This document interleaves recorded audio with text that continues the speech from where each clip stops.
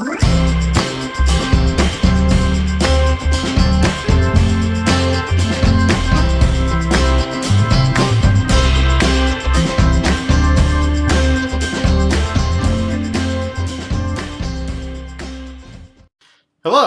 and welcome to the Gamer's Closet. I'm your host, Douglas Weed, and today we're going to be talking about Conflict. Conflict is a board game from 1964. It is a roll, spin, and movement game from Parker Brothers. This actually is the third edition of the game, as it was released in 1940 and 1960. The game itself runs for about half an hour and is rated for ages 8 and up. But let's dig into it a little further, shall we?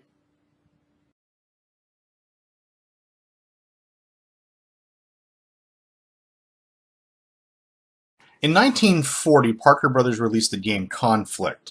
The object of the game is to eliminate all opponents by capturing their pieces or occupying their home circle locations.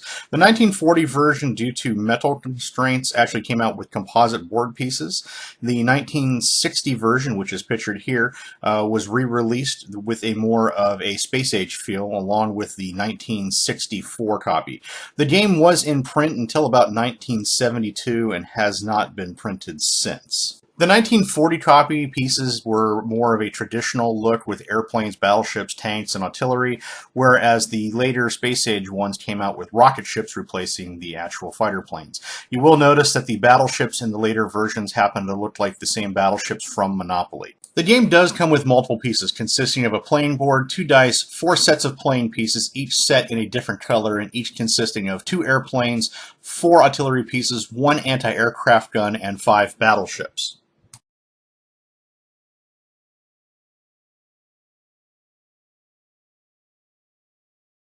Players should sit on different sides of a table, each player taking all playing pieces of the same color as their corner of the board. Each player then places 4 of their pieces, 1 airplane, 1 artillery piece, and 2 battleships in the center of the board in the area that has the same color as their pieces. These pieces represent the player's reserve.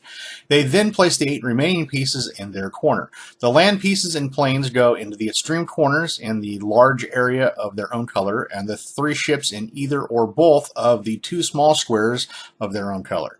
This separation makes it easier to start land pieces on land and water pieces on water. Land pieces must travel entirely on land, the brown checkered areas. The water pieces on water, the blue checkered areas. To enter these areas, land pieces must move 1 space diagonally in either direction from the circle on the brown square to land in areas, and water pieces must move 1 space diagonally into the blue squares into the water area. The airplanes may move over both land and water, and so may enter the game area by either route to the land or water areas. They may in the same move pass from land to water or water to land. All pieces may move in any direction, horizontally, vertically, or diagonally, and not necessarily in a straight line. They may move any direction on their turn.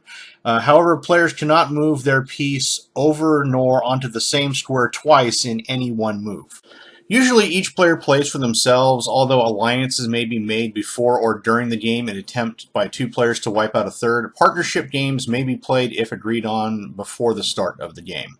Since pieces may move on the diagonal, land pieces may cross the water areas on the brown squares that serve as bridges to the island areas in the center of the board.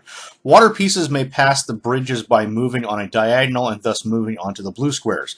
No pieces may move into the reserve spaces. The circles in the water area represent mines. A player's water piece resting on or crossing their own mines are safe, but the water piece of any other player resting on or crossing those mines lose their piece to the player in whose situating corner the mine is situated. An exception to this rule is that of an airplane may be blown up if it comes to rest on a mine. However, an airplane may pass over a mine in safety. Should any piece other than an airplane take a water piece resting on its own mine, the water piece of both players are destroyed and each player receives their opponent's piece. Any land piece may capture any other land piece or an airplane if the plane is resting in a land area. Any water piece may capture any other water piece or an airplane if it's resting in the water area. An airplane may capture any piece except an anti-aircraft gun.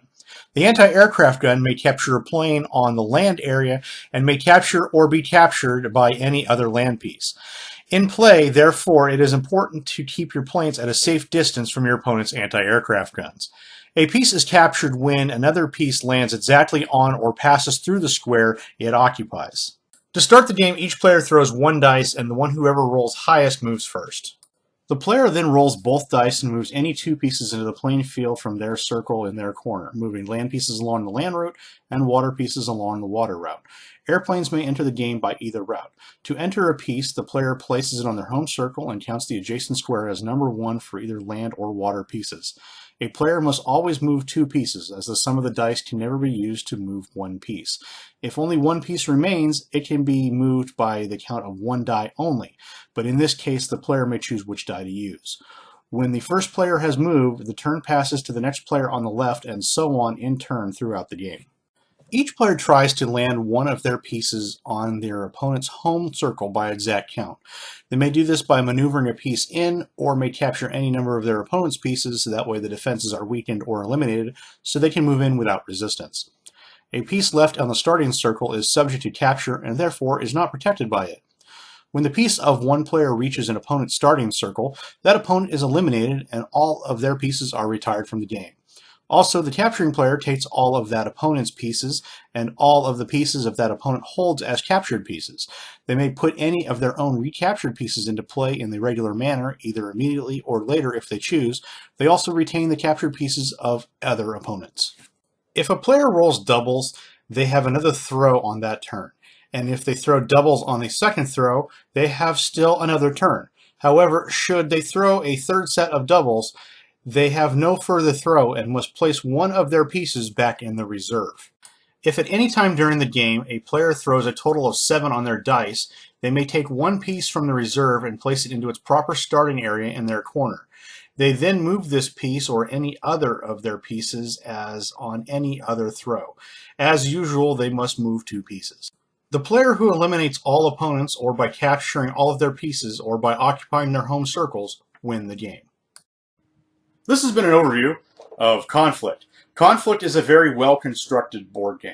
The game itself goes online anywhere from about $20 to $50, depending on what edition you find. The 1940 edition is a little harder to get a hold of than, say, the later 60s editions, so it can get a little pricier. If you do find this game, I would recommend making sure it has all the pieces, because there are a lot of pieces to it, and it's notorious for missing pieces. The game itself is relatively easy to pick up. It has a very easy learning curve to it, so if you haven't played strategy games before, it is a very good option in my opinion. The game itself is pretty straightforward, especially with the way it's set up. The pieces do have several reissues from Monopoly, like the anti-aircraft gun and the battleships, but it doesn't really take anything away from the game, in my opinion. The game itself is pretty straightforward, so if you haven't played a strategy war game before, I would recommend picking this one up, and I would recommend playing this game. Well, that's it from us here at the Gamers Closet. We'd like to thank you for checking out our video on Conflict by Parker Brothers Incorporated. If there's a game in the future that you would like us to review or go over, please put it in the comments below. Please hit subscribe so that way you can be the first to check out our future content. And as always, please have a great gaming day.